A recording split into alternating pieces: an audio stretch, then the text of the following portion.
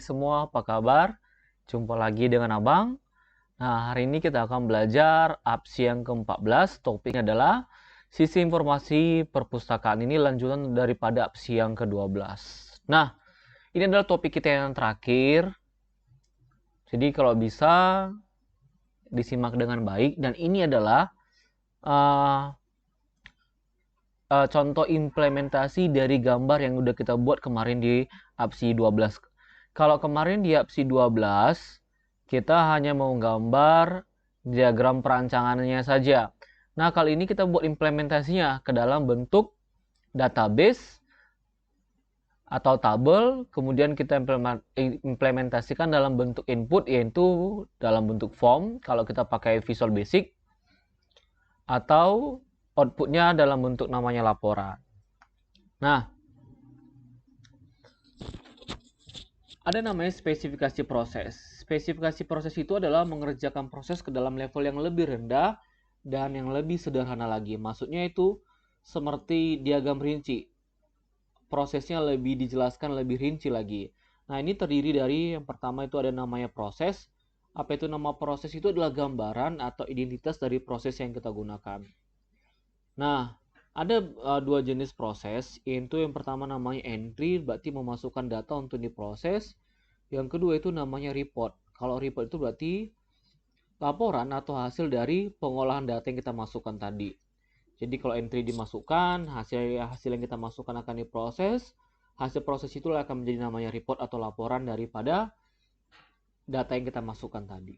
Nah, yang ketiga, ada namanya tempat penyimpanan. Nah, jadi tempat penyimpanan kita ini ada bisa menggunakan drive, ada juga database ataupun tabel. Nah, jadi kalau kita menggunakan kode program, kita gunakan di database atau tabel, ini kita simpan di dalam drive. Nah, kalau nanti kamu tugas akhir, jangan lupa kamu backup semua data kamu backup di dalam media yang lain. Jadi jangan hanya di drive laptop atau komputer kamu simpan. Kalau bisa simpan di flash disk atau yang paling gampang itu kamu simpan di media online. Oke? Kamu bisa simpan di cloud. Jadi kalau misalnya laptop kamu rusak, kena virus ataupun hilang, jadi tidak ada masalah. Ini beberapa dari kakak kelas kamu yang mau tamat yang kemarin. Ada laptopnya hilang, laptopnya kena virus, kena jambret segala macam, rusak.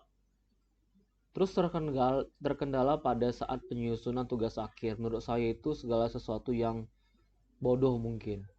Kamu mahasiswa jurusan komputer tapi tidak tahu cara membackup data. Jadi biasakan setiap kali kamu melakukan mengedit atau mengupgrade dokumen kamu, biasakan kamu save di tempat yang lain juga. Oke? Nah, selanjutnya ada sumber data. Nah, ini dia. Sumber data itu berdasarkan dari tempat penyimpanan yang kamu buat tadi. Nah, yang kelima, perintah yang kita gunakan itu biasanya itu ada new, berarti membuat data baru. Ini biasanya digunakan untuk pada data. Kemudian, ada namanya insert, berarti memasukkan data. Delete berarti menghapus. Kalau update berarti mengedit. Kalau search berarti mencari, save menyimpan, print mencetak atau menampilkan.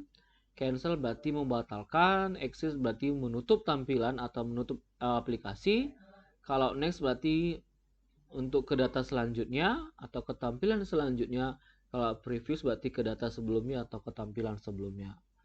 Nah, di sini ada lagi namanya field. Field itu berarti atribut-atribut yang akan diproses. Nah, kita akan membuat contoh, buatlah spesifikasi proses dari sistem informasi perpustakaan. Nah, yang pertama entry-nya. Apa entry-nya? Maka ada nama proses. Nama prosesnya kita buat itu adalah sistem informasi perpustakaan pada SMA Negeri 10. Nah, jenis prosesnya adalah kita menginput dan membuat laporan. Kan kita mau buat perpustakaan, maka ada yang menginput data. Dan hasilnya adalah sebuah laporan. Nah, tempat penyimpanan ini seperti data gambar yang kita buat kemarin di DFD. Tempat penyimpanan nama penyimpanannya perpustakaan. Nama database-nya adalah Oke, nama database-nya di sini adalah perpustakaan, berarti kita simpan di C. Nah, tergantung ya nanti ya, apakah di C, ini tergantung kamu. Bisa juga kalau kamu pakai VB, ini bebas ya, di MySQL Server kalau penyimpanannya, kalau di VB. Kalau di PHP kamu pakai exam dan seterusnya. Ini contoh. Kemudian tabelnya apa aja? Nama tabel yang kamu gunakan namanya perpustakaan, berarti ada anggota, ada buku, ada peminjaman, dan ada kembalian.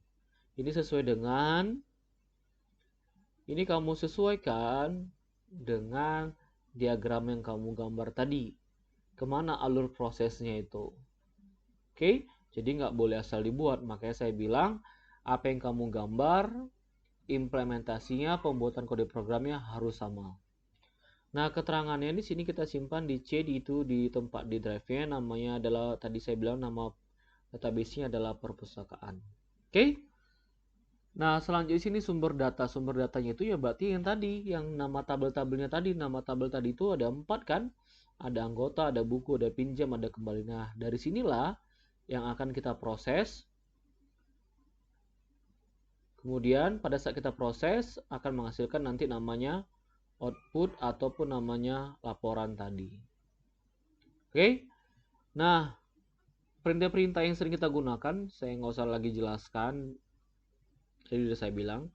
Nah, field-nya itu apa aja? Biasanya kalau field itu, kalau di anggota itu berarti ada nama anggota, ada nomor anggota. Kalau untuk buku, ini yang spesifik saja ya.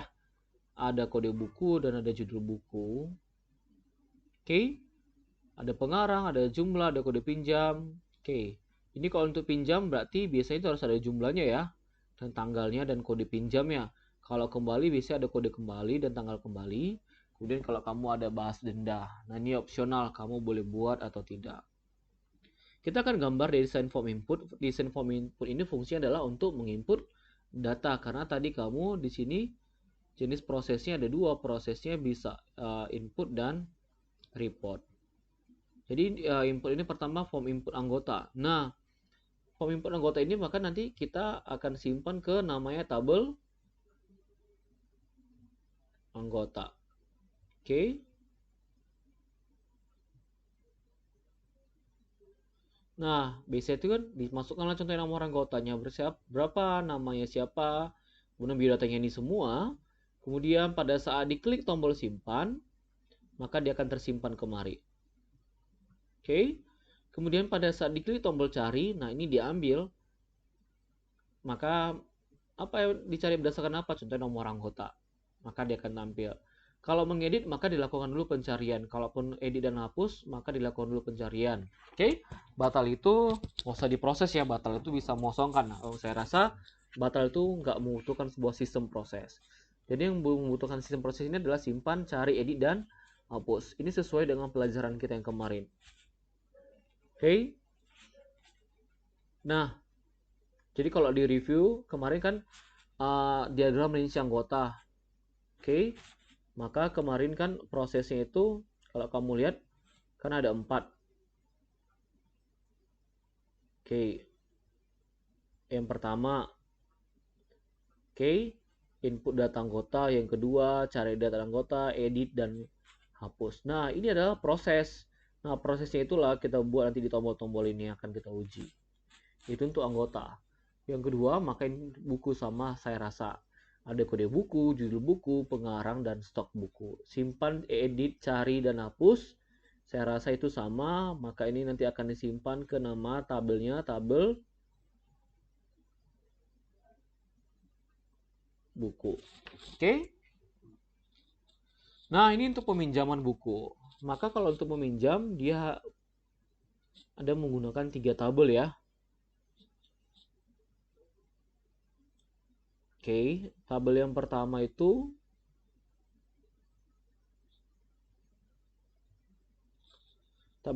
pasti adalah anggota.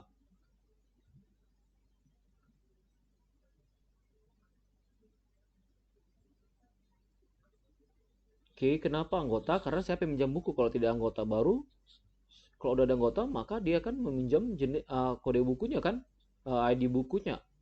Kemudian akan disimpan ke tabel pinjam buku. atau peminjaman. Oke, contoh nih, nomor pinjam, maka ini dibuat nanti secara otomatis oleh sistem. Nomor anggota ini bakal diambil dari si anggota, dimasukkan nomor anggotanya, maka muncul nanti nama anggotanya. Kode buku itu diambil dari buku. Oke, tanggal pinjam ini sesuai dengan sistem. Tanggal kembali juga nanti kita atur dengan sistem jumlahnya berapa. Pada saat diklik tombol simpan, maka ini akan terus simpan ke peminjaman buku tadi. Oke. Jadi peminjaman buku ini itu berdasarkan dari tabel buku dan anggota. Oke. Nah, cari edit dan hapus saya rasa nggak usah saya jelaskan lagi, prosesnya sama juga. Oke. Nah, yang keempat ada namanya form input pengembalian. Ini sama seperti yang tadi. Cuma bedanya di sini nggak perlu lagi anggota dan buku. Di sini yang terhubung itu hanya form peminjaman buku tadi sama kembali kita buat namanya kembali buku. Oke. Dimasukkan nomor pengembalian itu berdasarkan dari dibuat ya. Oke, sorry.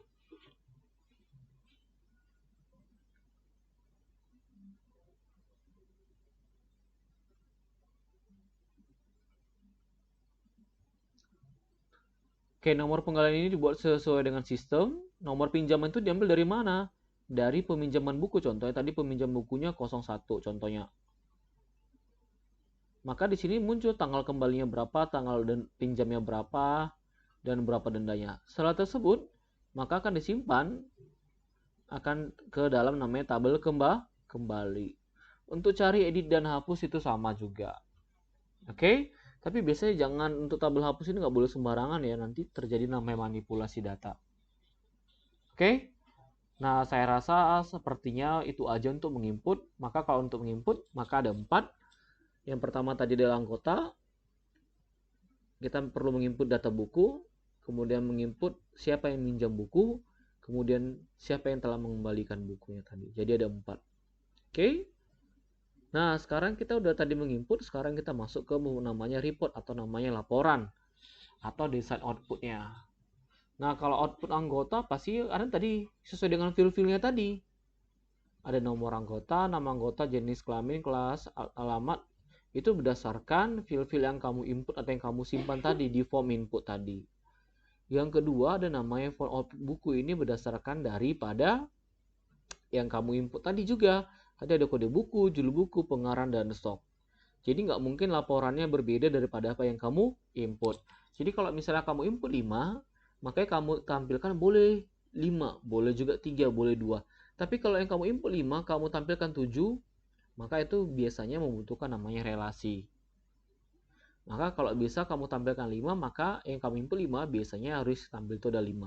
Boleh lebih bang, boleh lebih kalau biasanya ada namanya relasi tabel. Nah, contohnya yang ini. Tabel peminjaman buku, nomor pinjam, nomor anggota, kode buku, tanggal pinjam, tanggal kembali, dan jumlah buku. Oke.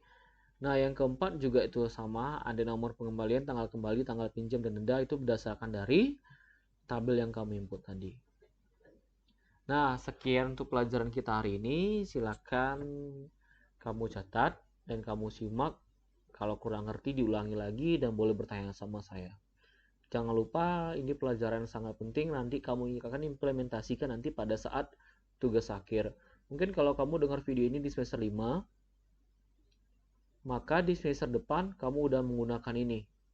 Kamu semester depan udah mulai mengajukan judul tugas akhir. Dan ini akan kamu gunakan nanti pada saat di bab 3. Jadi kalau bab 3mu nanti pakai ini, jadi kamu bisa mengerjakan kode program sesuai dengan bab 3-nya. Oke? Tetap semangat, tetap jaga kondisi kesehatan. Jangan lupa belajar karena di next meet kita akan examination. Oke, good luck. See you.